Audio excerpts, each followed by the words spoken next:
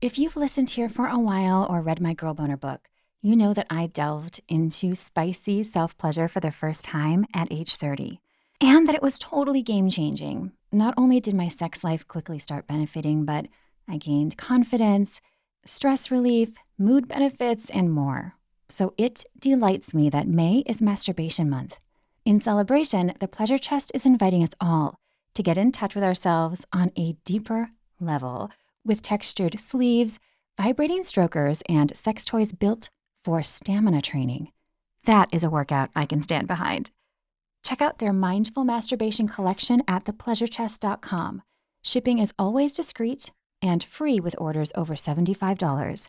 Again, that's the Pleasure Chest at thepleasurechest.com. What would it take to arouse your life, to experience more connection, more pleasure, more realness in and outside of the bedroom? I'm August McLaughlin, and this is Girl Boner Radio.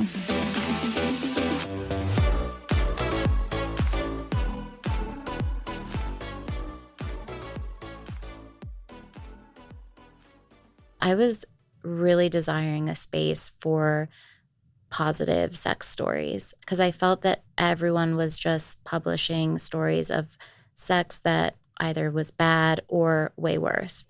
And I knew from my own experiences and from others that there were positive things and beautiful intimacy. I started to think back on these interviews and how powerful these shared moments were. I was like, where can I put this? Like, where can I get this into the world?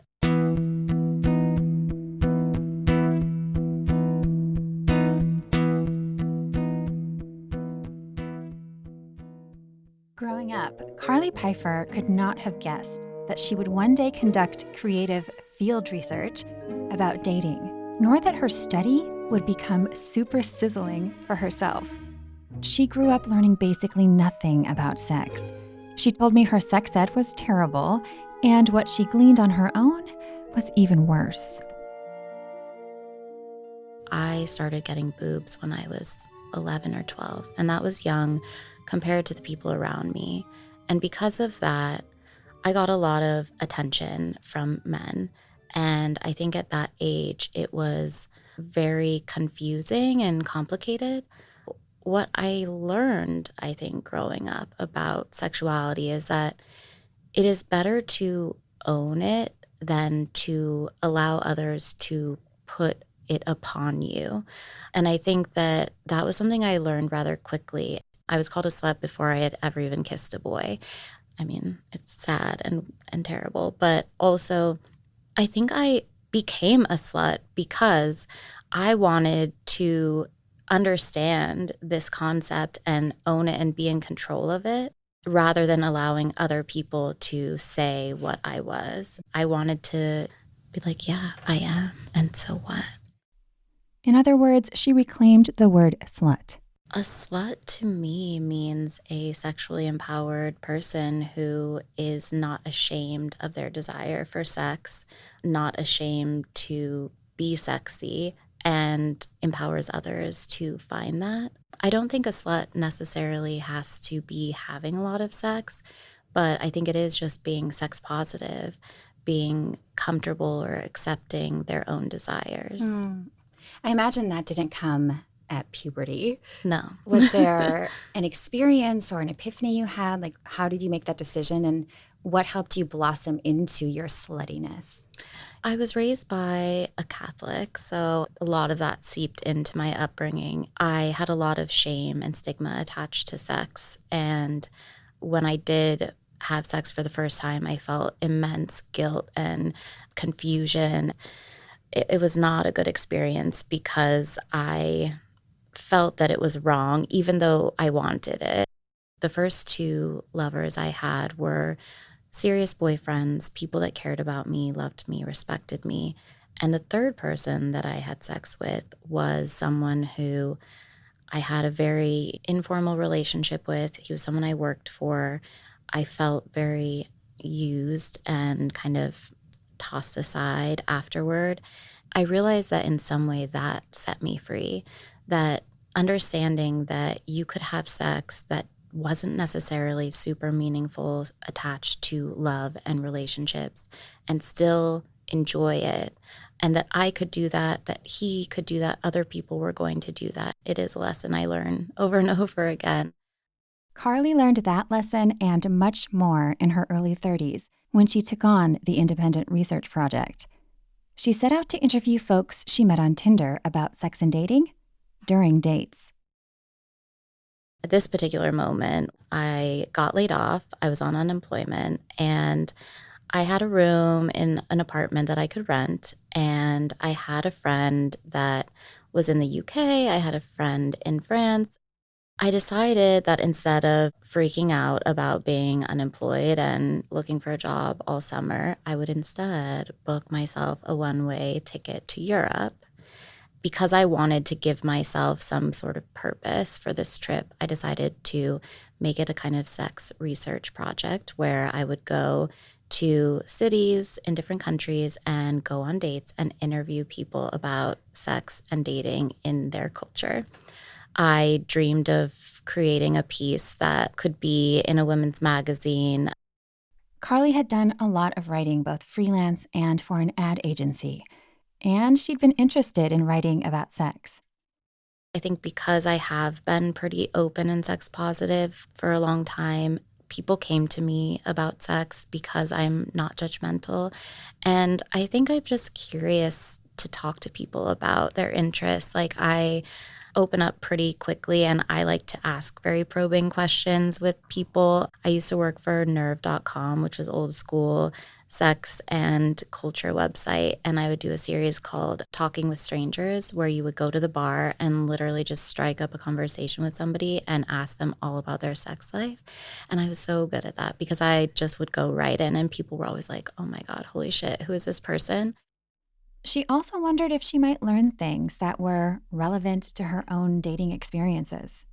I was single when I took this trip, and dating in New York was really difficult.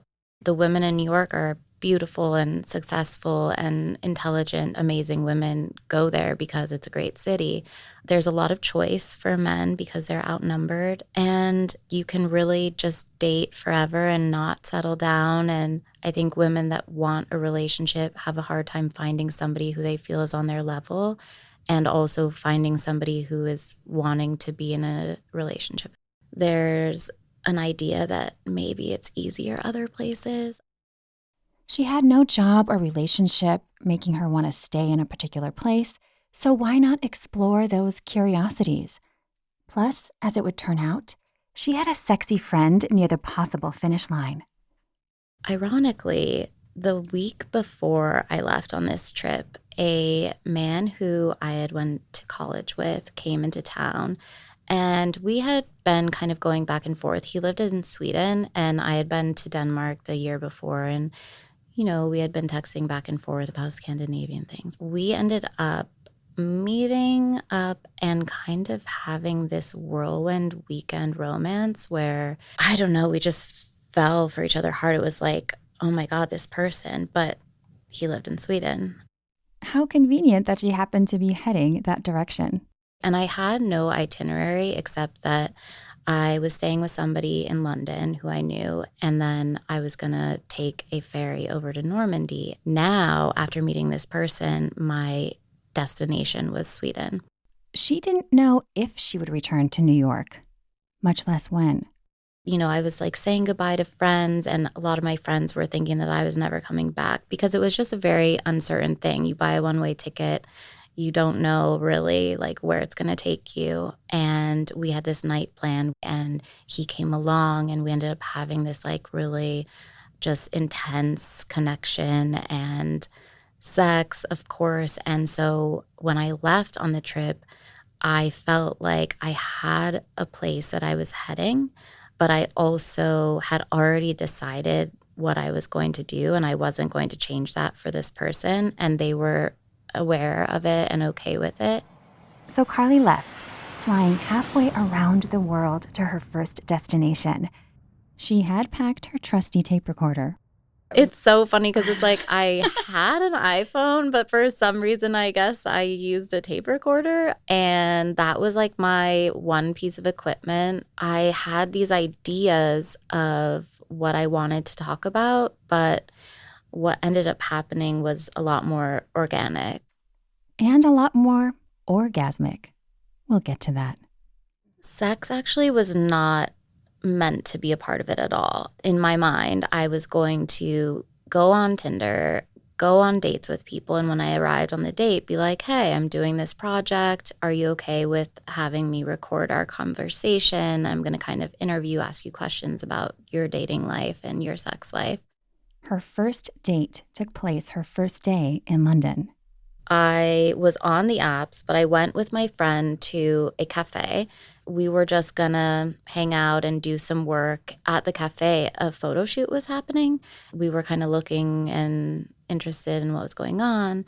And the photographer who was there, his name is Twisty, we started talking and he photographed me. I said I was in town for, as a couple of days. He asked if I'd go out that night with him. We went to like a very local pub. I told him about my project and we chatted about it. And he had a really interesting story. He was adopted and he had a lot of trauma around that, and definitely a lot of sensitivities in dating and trusting people. Yeah, we had a really lovely conversation, a few drinks, and then he asked if I wanted to go back to his place. And I did. It's funny, what I remember most from that night is not the sex, but he dropped me off back at my friend's place. We got out of the car and we were kissing, and there were foxes on the street. I guess that's like a thing in London. They were just like little foxes like running around. Foxes, unfortunately, did not remain a part of her dates, but the sex definitely did, largely because of the deep Q&As. After having these conversations that were so intimate, and it wasn't an interview in the sense of like I was just asking them questions. I mean, they asked me questions too. It was a conversation. I was very open and honest in a way that on a date I normally would not have been. We talked about our fears around intimacy, our fears about finding somebody, and we talked about what we were interested in sex-wise. After having these really, really intimate conversations, it felt only natural to then have sex. One of Carly's most extraordinary experiences was really a whole day.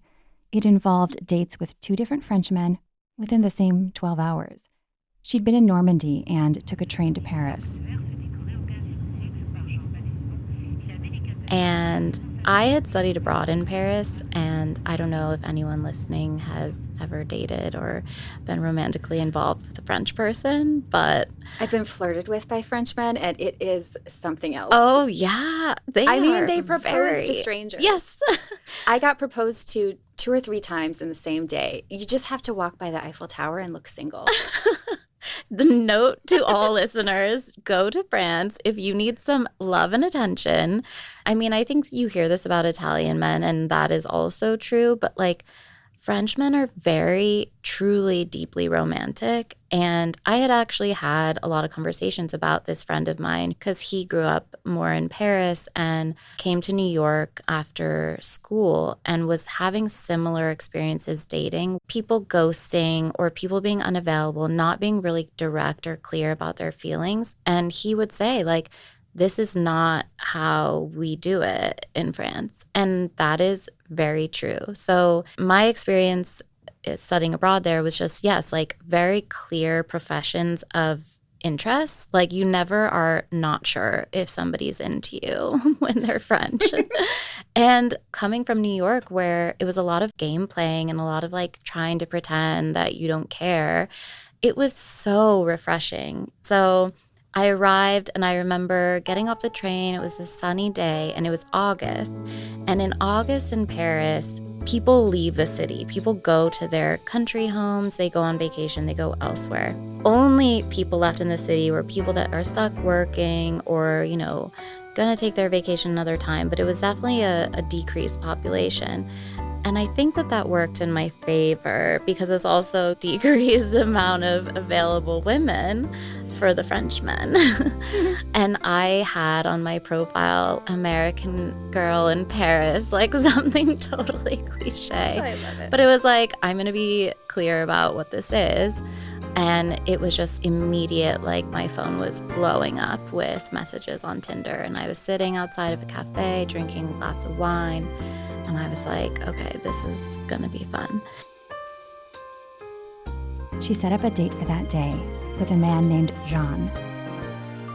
So I met Jean at the park, quite far out of like the city center, and it was nice out. I was wearing a skirt, I remember, and we just like walked around the park and then we laid down in the grass. He said he was more than happy to be interviewed, and I had my tape recorder like between us. He was French, but he learned to speak English in Scotland, going to school there. So he had this like really interesting accent on his English. He was tall and slim. He was wearing like a light cashmere sweater, very chic. And yeah, so we had this great conversation at the park, this interview. He said he had to run an errand, so he needed to go, but he kind of like left it open to me, like what happens next? And I was like, I'll go back with you. So he took me to his house while he ran this quick errand in the neighborhood. And I remember like being on his balcony, smoking a cigarette and texting my friends like, oh my God, I'm going to have sex with this guy and he's so hot. He came back from his errand and I stretched out on the couch because I was ready. And he took a look at me and was like, so all this talk about sex, I think we have to try each other. And I was like, yeah, I think so. And there was something about him that made me feel immediately comfortable, like I had known him a long time. And so I felt comfortable to be very forward and vocal, demanding of what I wanted. We went to his bedroom and I said, I want you to fuck me while I look out these windows. It was like this beautiful view of these Baroque apartments. He flipped up my skirt and went straight for my ass with his mouth. We had some very beautiful sex. He started speaking in French while we were having sex because I think like when you're in bliss, the other languages kind of go out the window. Yeah. Do you speak French? A little, Yeah. not enough But to it know. all sounds sexy. Like he could have been like, my laundry needs doing. And you're like, oh, baby. Yes, totally. Yeah, it's a very, very sexy language. When they were done, they took a shower together, which was also super intimate, she said. Then Carly left to have dinner with her friends and started texting with Frenchman of the day number 2, Jonathan. And I was really tired. I had already had sex. I was jet lagged, And then I got a little drunk at dinner, but he was like, I'm available tonight. Like, let's go. So he suggested a bar to meet at, and I was like pulling myself together on assignment. I was like, I gotta go because I gotta get another interview. And so I went, and he looked really beautiful in his photos, and I was a little bit hesitant. I get hesitant with beautiful men. I'm like, this guy's gonna be an asshole, or he's gonna be like dumb. But he wasn't dumb. I knew that from the messages. And he was even more beautiful in real life. The eyelashes on this guy.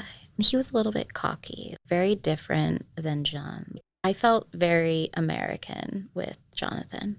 And we had some drinks. He paid for the first couple rounds, and I had told him about my project. He was down. He said, sure, like, get your recorder out.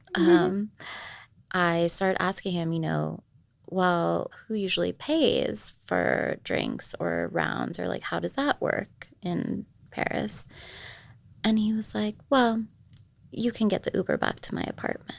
And I was like, what? Because he had been paying for the drinks, and that was how we would share, we would split. And I was like, that is very presumptuous, Jonathan, that I'm going back to your apartment. And I think at that time, I didn't really know that that was going to happen with us because there wasn't such an easy, comfortable vibe. It was like, he's acting a little too cool, so I'm not sure what's going to happen. And at first I resisted because, for one, like I said, I was very tired. And also I had already had sex with somebody. And we continued our discussion and started talking more about sex. And he said, have you ever had sex with a French person? And I was like, should I tell the truth? And I was like, yes, actually, earlier today. I didn't know how he was going to react. And he didn't miss a beat. And he was like, how was it? And I was like, good. Yeah, it was good. And he was like, good. I'm glad we have a good reputation. That really disarmed me. I was just like, he doesn't care. He's fine to share me with this other person. No judgment from him. So why should I judge myself? So I did pay for the Uber back to his apartment. Soon, clothes were off, and she was met by a welcome surprise. He was very slight. He was like very thin and kind of small, but he had this massive cock. And he did undress just in this very dramatic, like, here I am, present himself to me way. And I feel like it's always so astounding when like a small man has an enormous cock. I love it. I love that surprise. They had sex once and then again. And I slept there with him, which also is something I wouldn't usually do with like a first time hookup. But just like with Jean, they were so comfortable together after having such an intimate conversation. The sex, though, was very different.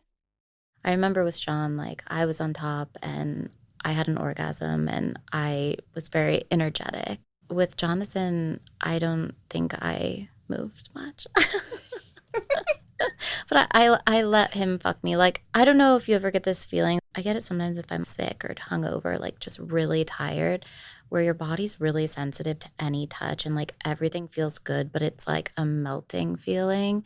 And to just kind of take it and absorb that feels really good rather than being super engaged and involved. I probably wasn't the best lay that night. I'm sorry, Jonathan. But I bet he had a great time.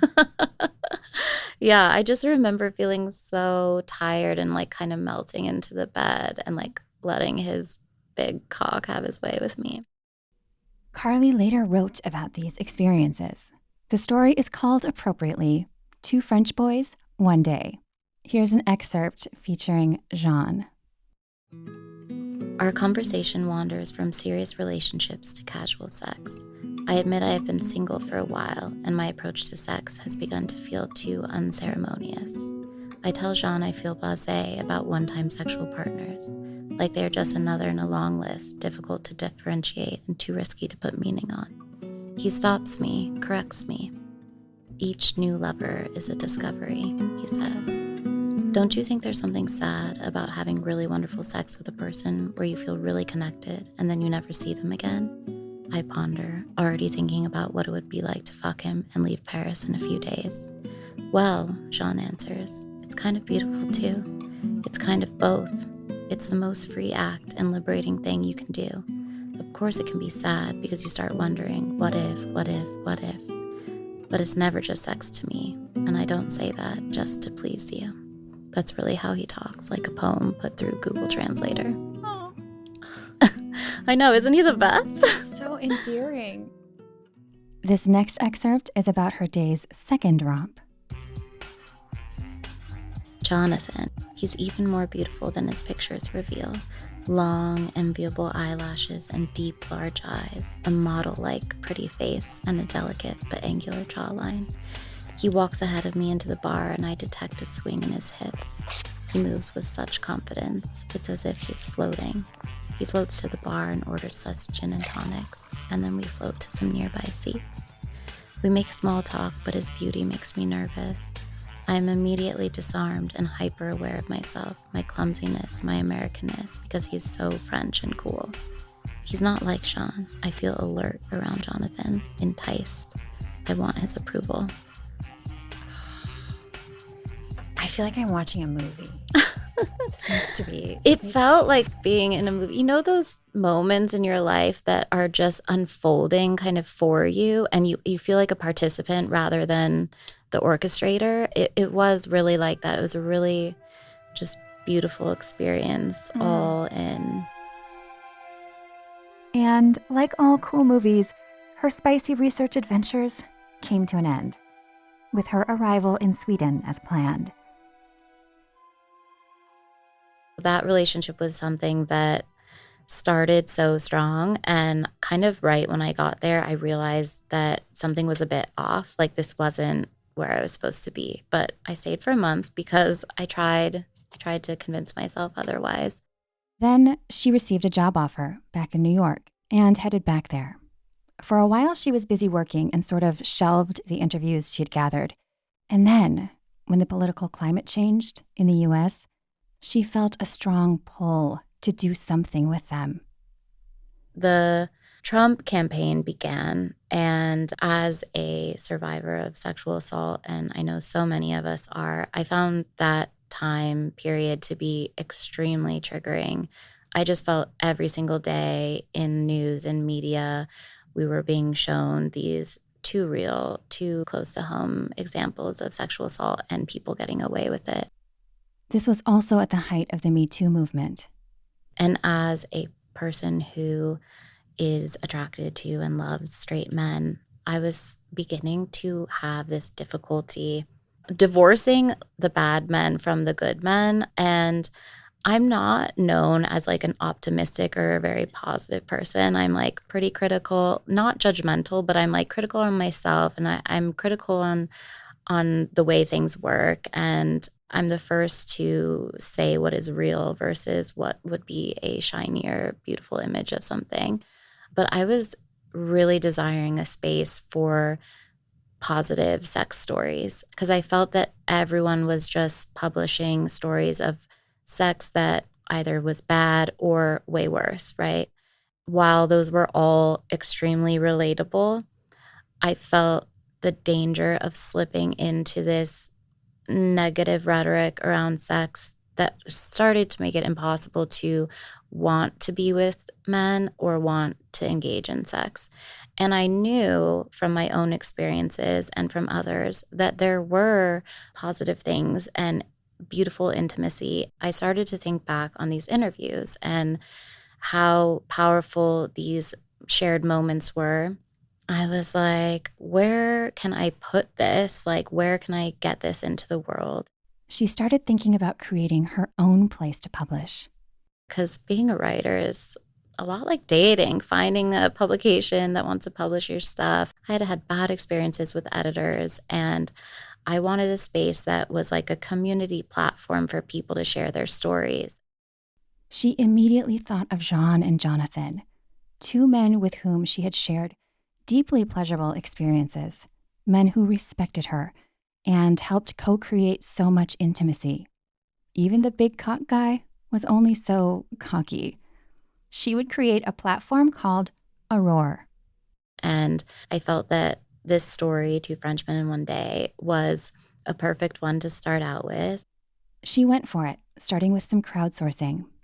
I built a roar, and I started asking friends and friends of friends for stories. Now, 4 years later, Aurore has over 200 stories by almost as many writers from all over the world. When we spoke, Carly had just received a story from a trans man living in Beirut. I just found it so fascinating that this person in Beirut had somehow found Aurora and wanted to share their story. LGBTQ stuff there is not so out in the open. And the fact that they do have a space that I created that they can feel seen and feel their experiences reflected, that's so important to me. Carly also recently published a story called Sex in the War Zone by a woman on the front lines in Ukraine. Basically doing sex work, having sex with Ukrainian soldiers and other volunteers. And she writes about her experiences so profound. And it makes me feel like we really did need this space. We need these spaces, going back to the beginning of not having sex positivity and having to own your sexuality without a community around you is really, really difficult. And once you find your people that don't make you feel judged or shamed for that, it's really special. Catch all of Aurora's sexy stories by subscribing at readaurora.com. You can also follow along on Instagram at readaurora. And if you feel so moved, consider submitting a story yourself, anonymously or not. It's everyone's space and everyone built it because each story is a contribution. And whenever I get people saying like, oh, I want a story like this, I'm like, you are the one to write it. You write the story that you want. And that is the advice we will leave you all with. Write, draw, daydream, or talk about a sexy experience you've had. Chime in with a story through Instagram or submit one on Aurora's website. Send me one. I might share an excerpt one day. As Carly's experience and her work have shown, the stories are so needed. So many of them are just a lot of fun, too. And sex is supposed to be fun.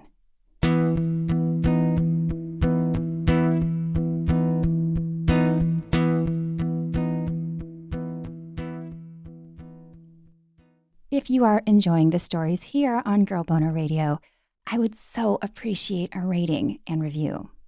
I hope you'll also consider sharing links with your friends. Let them know about the show. It really helps boost those algorithms so I can reach more people, especially those who really need this kind of content. As always, thank you so much for listening.